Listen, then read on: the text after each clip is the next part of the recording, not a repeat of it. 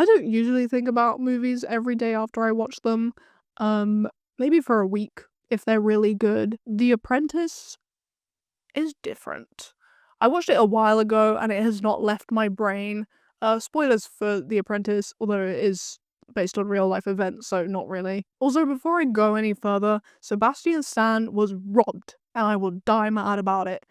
Adrian Brody, I do not respect you. This was not your moment. This was Sebastian Stan at his absolute best, and Brody's AI performance should not have won over this. Anyway, The Apprentice is a film about Donald Trump before he was a brand, before he was the president, back when he was just a really unpleasant man. The film opens in 1973 with Trump orbiting wealth and he meets Roy Cohen. Roy Cohen is a former chief counsel to Joseph McCarthy, professional evil person, and possibly the most important villain origin story side character in American history, besides like Roger Stone. Trump complains that the federal government is investigating his father for racial discrimination against black tenants, and Cohen, sensing a kindred spirit or like a useful idiot, offers to help. What follows is one of the most chilling parts of the movie. Cohen blackmails the lead prosecutor with photos of him with a cabana boy, but the case gets settled for nothing, justice evaporates, and Trump learns the lesson immediately. This is how the world works. From here on out, the movie becomes less about plot and more about conditioning. Trump slides deeper into Cohen's orbit. He replaces his father as a mentor figure. Cohen teaches him how to dress, how to talk to the press, how to perform power, and most importantly, he gives him the 3 rules which will haunt us forever. First rule is the simplest: attack, attack, attack. Rule 2, admit nothing, deny everything. Rule 3, this is the most important rule of all. Okay? No matter what happens, no matter what they say about you, no matter how beaten you are, you claim victory and never admit defeat. One of the smartest things the movie does is refuse to romanticize this relationship, although there were some homoerotic undertones. There's decadence, there's a party where Trump walks in on an orgy and Cohen's homosexuality is treated as an open secret, but it's not like glamorous. It is very claustrophobic though. The cinematography is genuinely stressful. The camera crowds Trump, traps him in frames, and looms too close. And the coloring feels ripped straight out of like late 70s to 80s cinema. It's muted and it's grimy, and it reminded me of The Holdovers and like The Love Witch. It's like that deliberate retro grounding. Usually my biggest complaint about movies is the pacing. I hate when films confuse slow with important, but The Apprentice nails it. The moments are drawn out just enough to make you feel uncomfortable without like tipping into self-indulgence.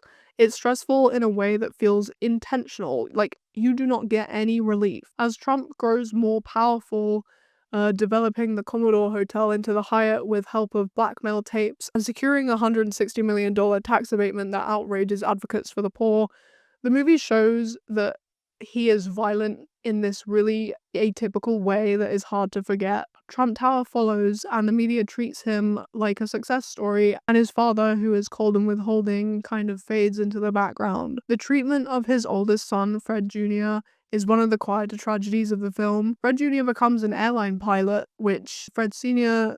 finds stupid and says it's like being a bus driver with wings, which is mean. Fred Jr. spirals into alcoholism and the family distances themselves from him.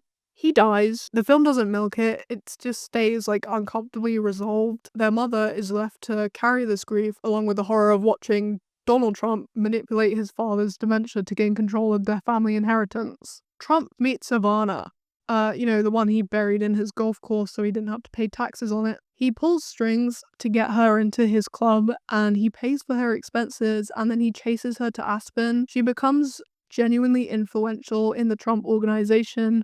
She works and she contributes, and I think Trump hates her for it. He resents her visibility and he resents her competence. He resents her body even though he made her change it, and eventually he rapes her. I don't like rape scenes in movies. I think they're gratuitous or they're lazy or they're shorthand for like, oh, this guy is bad. I think they're unnecessary. But I think this is the one time that it works. Nothing else in this film lets you escape the truth of who he really is.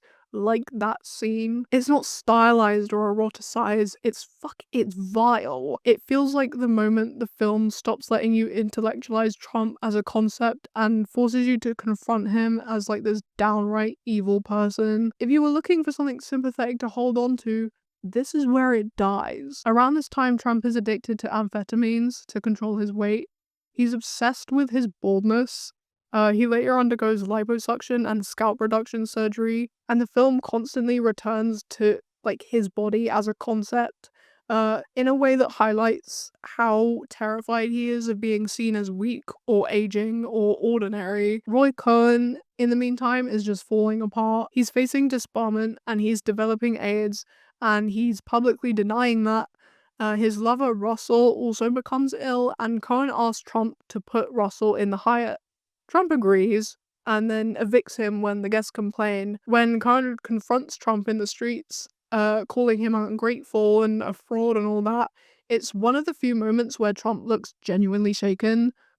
Briefly, Russell dies. He gives Cohen diamond cufflinks, revealed by Ivana to be zirconium knockoffs. Cohen cries, and Trump barely registers it. And then Cohen dies in 1986, and he takes what remains. Later, he meets Tony Schwartz, the ghostwriter of The Art of the Deal, and he steals Cohen's 3 rules and presents them as his own. He talks about becoming president, and he talks about genetic superiority, about winners and losers, about greatness, and all of that American freedom shit. There is nothing sympathetic here, even with Sebastian Stan playing him. Even with that, it never tries to redeem Trump, and I think that's what makes his performance so terrifying. Sebastian Stan completely disappears into this role.